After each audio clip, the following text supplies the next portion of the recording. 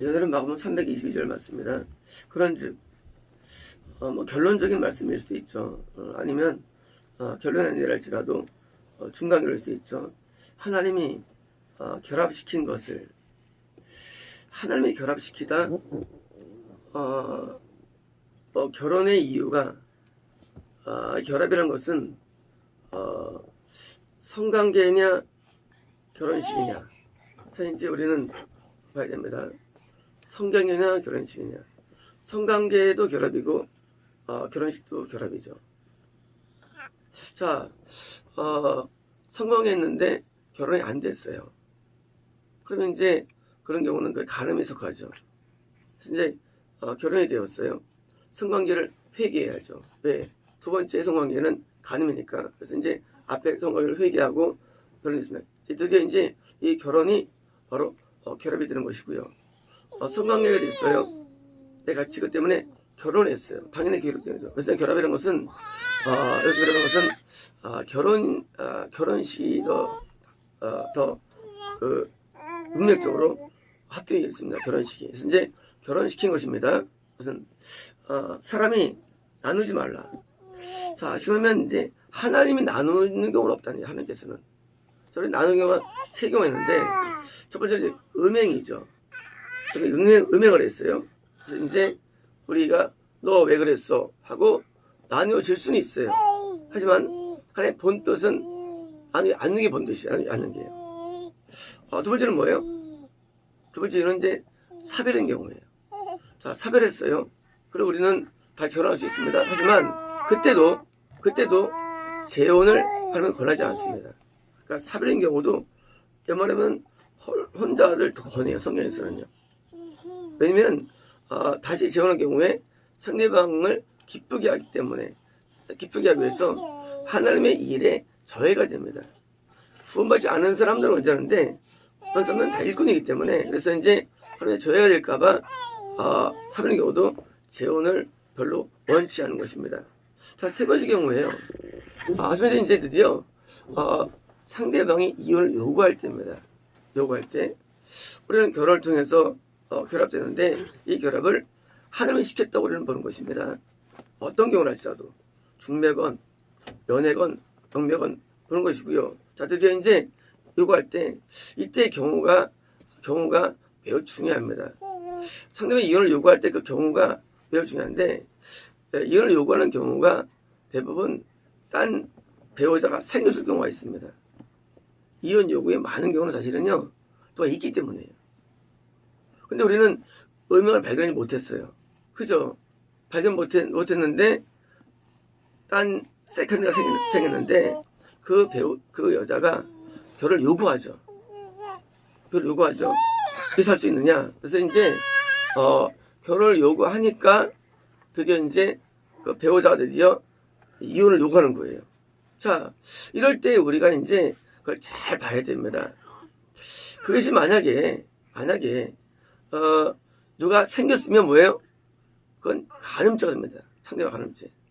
간음죄가 있는 경우에, 간음죄가 계속 있는 경우에 우리는 용서합니다, 물론. 하지만 그때 이혼을 요구하면 그때는요 안 하는 게 좋은 것입니다. 그때는요. 요게 한 가지 예외사항이에요. 한 가지. 자, 우리는 나누면 안 돼요. 절대 나누면 안 돼요. 하지만 상대방이 여자가 생겼고 남자가 생겼고 그때 이제 상대방이 다시 재혼을 목적으로 이혼을 요구할 때, 물론 불신자예요. 회개할 수 없어요.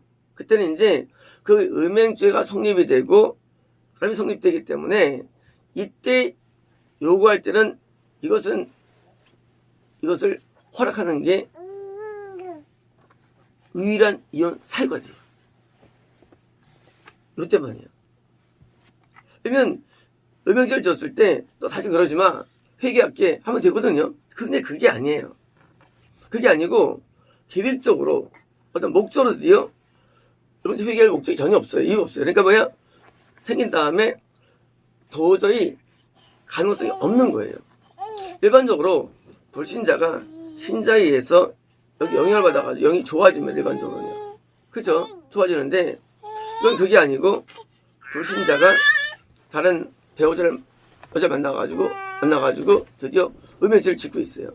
죄는 쌓이고 있죠.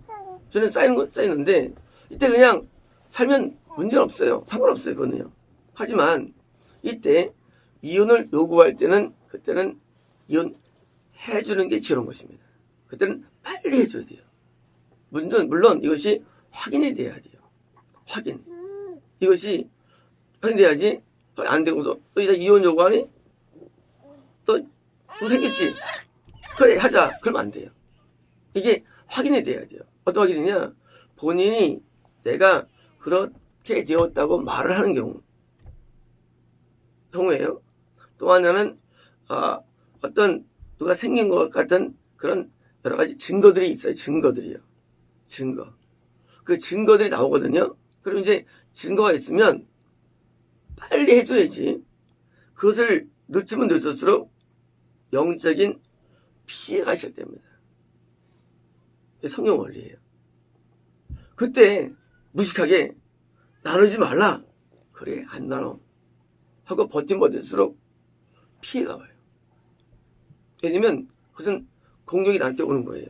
거기에 지금 엄청난 마귀의 전력 때문에 다시 음행이 이루어지고 간이 이루어지는데 나한테 이혼을 요구하는 것은 굉장한 사건이에요. 그때 빨리 빠져나와야 됩니다. 그거 한 경우만 허락돼요. 다른 경우는 성경에서 그렇게 원치 않다고 되어 있습니다.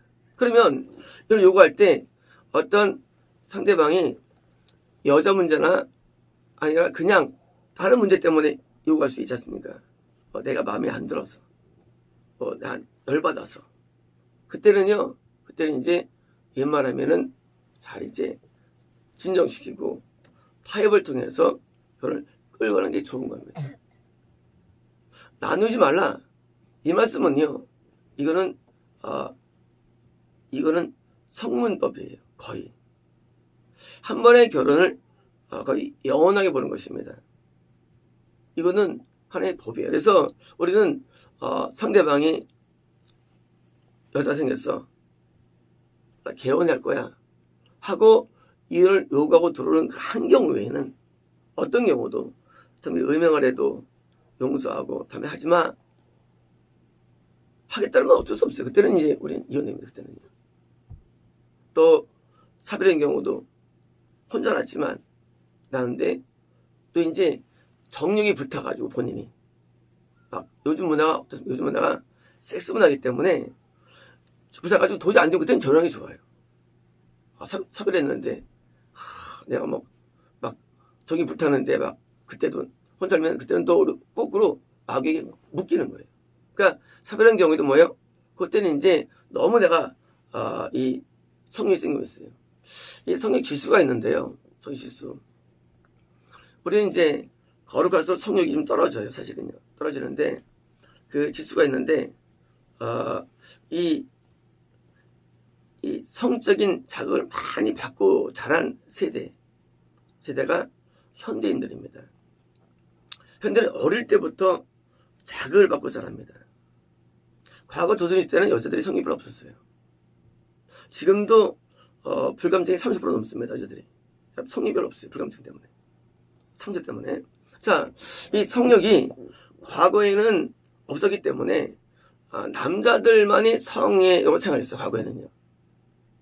지금은 여자들도 성이 올라갑니다. 이게 딴 게 아니라 이 많은 이 매체 때문이에요. 영상 때문에. 어릴 때 자꾸 보기 때문이에요. 사람은요, 익숙할수록 빠져드는 거예요. 익숙해지면. 그래서 오늘날 왜 전부 다 성으로 지속하느냐. 미국은 이제 예배드리면 여기 이제 그 새로운 재원 사람들이 많이 있죠. 전에 또 자정에 또 있죠. 근데 미국은요, 거의 죄의식이 없어요. 왜냐면은요, 재혼을 죄로 안 가르쳐요. 미국은요, 이혼해가지고 재혼해가지고 한 것을 죄로 안 봐요. 왜냐면 성경을 몰라요. 이 성경을. 우리가 이제 나중에 미국 사회에서 우리가 갖고 있는 어쩌면 사람들이 다 떠날 거야. 그 목사 이상한 놈이라고. 세상에 재혼을 깐다고 막 그럴 거예요. 우리가 왜 어린 성도님을 택해서 하느냐? 우리가 갖고 있는 이 성경은요, 성경은 이 사람들이 이해를 못 합니다. 이 재혼을, 이 간음으로, 설교하는 데가 없어요, 미국에는요. 그러니까 이해도 못 해요. 그러니까 우리가 이 접근조차 안 되는 거예요. 이 재혼은 간음이에요. 이미 그건 명시된 거 성경에서 아주 뚜렷하게. 근데 또 사람들은 모른대도요. 그리고 그걸 말하면 거부를 밝혀요. 저 사람 성경 진짜 모른다. 이런 거예요. 십자가에서 다 해결됐는데 또 율법아에 있다는 거예요. 그 무슨 말 하겠어요? 할 말이 없는 거예요. 아니 십자가에서 해결됐는데 율법아에 있다고 해가지고 이걸 믿지 않는데도요. 그게 바로 복음주의의 함정이에요. 복음주의는요. 복음주의에 나온 게 1950년에 나온 게 미국에서요. 복음주의가요. 이 복음주의는요. 신생된 아주 이단 사상인데요.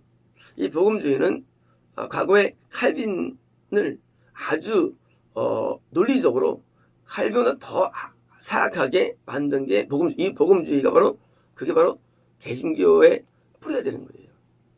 최근 개신교회. 개신교는요, 천국 이룰 수 없어요. 그런 식이에요. 우리는 율법에서 해방되었다. 그래서 우리는 율법에 있지 않다. 새로운 신랑 예수님께 우리는 접목되었기 때문에 우리는 죄에서 자유하다. 이렇게 가르치기 때문에, 하지만 웬만하면 지켜라고 해요. 웬만하면 지켜라. 율법을 웬만하면 지켜라고 가르치는 거죠. 이걸 조건으로 안 구원했어요. 그러니까 이런 율법적인 내용들 자체를 설명할 수가 없어요. 그리고 받아지지 않아요. 그 사람들의 간정은 이런 겁니다. 율법에서 자유를 얻었는데 내가 어떤 죄를 지고 있다. 잘 못 벗어난다. 아니 나도 벗어나고 싶다. 그 정도예요. 그리고 이제 벗어나면 난 좋은 거고 어쨌든 천국 둘 다 가는데 벗어나면 천국 상해 많을 거다. 이 정도 이해하지. 이런 율법 자체를 구원의 요초를 안 보기 때문에 그래서 할 말이 없는 거예요. 그래서 우리는 어린 성도를 겨냥하는 거예요. 이미 전세가 다 타락했기 때문에 다 죄했기 때문에 이런 이 성결의 말씀 자체를 이해도 못하고 원리도 몰라요.